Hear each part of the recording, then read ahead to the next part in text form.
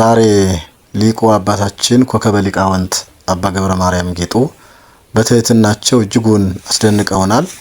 እንግዲህ በዓለማዊ ምሁራንም ይሁን በመንፈሳዊ ሊቃውንት በነገረ መለኮትም ታሪክ ውስጥ ካሉት እጅግ ከባድ ፈተናዎች አንዱ ስህተትን አምኖ የመቀበል ፈተና ነው። ብዙዎች ወድቀው የቀሩት ስህተታቸውን አምኖ መቀበል ባለመቻላቸው ነው። በተለይም እድሜውን በሙሉ በእውቀት ገበያ ላይ ለኖረ የእውቀት ማማ ላይ ለተቀመጠ ምርጥ ደቀ መዛሙርት ያሉትና አራት አይና ተብሎ ለሚጠራ ታላቅ ሊቅ በሕዝብ ፊት ቀርቦ ተሳስቼ ነበር ይቅር በሉኝ ማለት ፍጹም ሰማያዊ የሆነ የልብ ስብራትና ቅድስናን ይጠይቃል። በአዲስ ኪዳን አጵሎስ የተባለ መጻሕፍትን የሚያውቅ በንግግርም የተማረና የነቃ ታላቅ ሰባኪ ነበረ።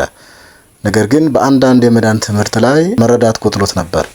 በወቅቱ ፍጹም ተራ ምእመናን የነበሩት አቂላና ጵርስቅላ ጠርተው የእግዚአብሔርን መንገድ ይበልጥ አጥርተው ሲነግሩት በትህትና ሰምቶ ተቀበለ። የሐዋርያት ሥራ ምዕራፍ 18 ቁጥር 24 እስከ 26። የኔታ አባ ገብረ ማርያምም ተማሪዎቼ ሳይቀር ጠየቁኝ፣ ሞገቱኝ፣ ከሊቃውንትም ተደዋውዬ ስህተቴን አረምኩ ማለታቸው የዚህ የአጵሎስ አይነት ቅዱስ ስብዕና መገለጫ ነው።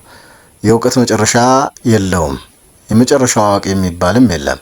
ለዚህ ነው ታላቁ ፈላስፋ ሶቅራጥስ የማውቀው ነገር ቢኖር ምንም ነገር አለማወቄ ብቻ ነው ሲል የእውቀትን ጥልቀትና የሰውን ደካማነት የገለጸው። አንድ ሰው ስህተቱን አምኖ ለመቀበል መጀመሪያ ከአእምሮ ትዕቢት ነፃ መውጣት አለበት። የኔታ ለዓመታት የገቡትን እኔ ሊቅ ነኝ የሚል ስም በቅጽበት ሰብረው በትሁት ልቡና ሆነው እውነትን አክብረዋታል። ይህ አባታችን ያደረጉት በጎ ተግባር በፍልስፍናው ዓለም ኢንተሌክቹዋል ሆነስቲ ኤንድ ፍሪደም ይባላል። ፍጹም የአእምሮና የመንፈስ ነፃነት ማለት ነው። በእውነት ከራሳቸው ስም ይልቅ ለቤተ ክርስቲያን ሰላም፣ ለእውነትና ለፍቅር በመገዛት አባታችን የቤተ ክርስቲያን ሊቅ ብቻም ሳይሆን ታላቅ ፈላስፋም ጭምር መሆናቸውን አስመስክረዋል። በአጠቃላይ አጋጣሚውን ተጠቅመው ሊቁን ሊያጠቁ፣ ሊያዋርዱና የቤተ ክርስቲያንን ክብር ሊነኩ የነደፉትን ሰይጣናዊ የትችት ፍላጻ ሙሉ በሙሉ በትህትና ጋሻ ሰብረውታል። እግዚአብሔር ትዕቢተኞችን ይቃወማል፣ ለትሑታን ግን ጸጋን ይሰጣል እንዲል ያዕቆብ 4:6 ላይ የኔታ ዛሬ ካላቸው ጸጋ ላይ ሌላ ትልቅ የክብር ጸጋ ጨመሩ። አሁንም አብዝቶ ይጨምርላቸው። ለእኛም ቃርሚያ እየቃረምን በባዶነታችን ለምንመካው ልቦናን ይስጠንና እስቲ አባታችን ምንድን ነው ያሉት?